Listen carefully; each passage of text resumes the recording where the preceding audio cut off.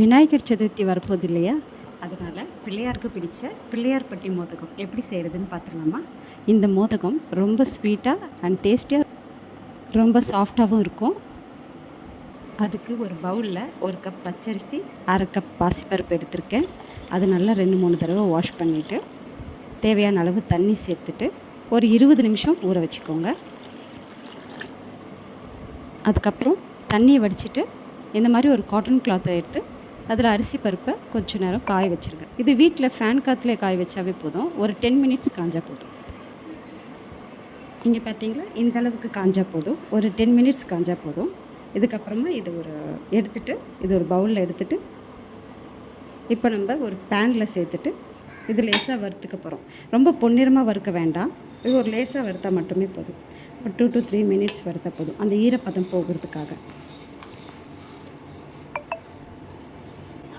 அப்புறம் இது ஒரு மிக்ஸி ஜாரில் சேர்த்துட்டு இந்த அளவுக்கு அரைச்சா போதும். அதாவது இந்த ரவை பதம் இருக்குது பார்த்தீங்களா, ரவை மாதிரி அரைச்சா போதும். ரொம்ப நைஸாக அரைக்க வேண்டாம். அரைச்ச மாவை குக்கரில் சேர்த்துட்டு நம்ம எந்த கப்பில் அரிசி எடுத்தோமோ அதே கப் அளவுக்கு 3 கப் தண்ணி சேர்த்துட்டு கொஞ்சமாக உப்பு சேர்த்துக்கோங்க. உப்பு சேர்த்துட்டு ஒரு 3 விசில் வர வரைக்கும் வேக விடுங்க.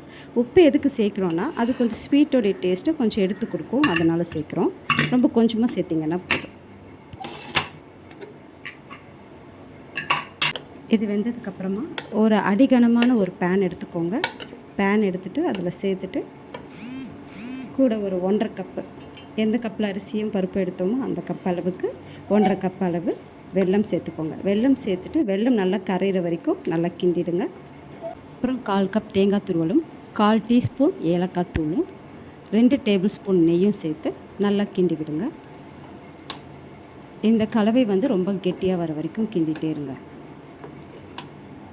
அவ்வளோதான், இது கெட்டியாயிடுச்சு. இதுக்கப்புறம் இதை நல்லா ஆற விட்டுருங்க.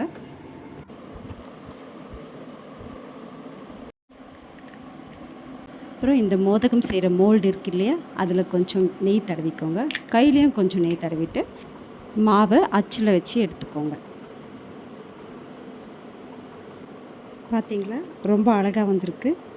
இதே மாதிரி எல்லா மாவையும் இதே மாதிரி அச்சு வச்சு எடுத்துக்கோங்க. உங்கள் கிட்ட அச்சு இல்லைன்னா நீங்கள் கையிலே கூட மாவை உருண்டை மாதிரி பிடிச்சும் வச்சுக்கலாம். அப்புறம் அதை இட்லி தட்டில் சேர்த்துட்டு ஒரு 10லேருந்து 15 நிமிஷம் வேக வச்சு எடுத்துக்கோங்க. அவ்வளோதான், நம்ம மோதகம் ரெடி ஆகிடுச்சு.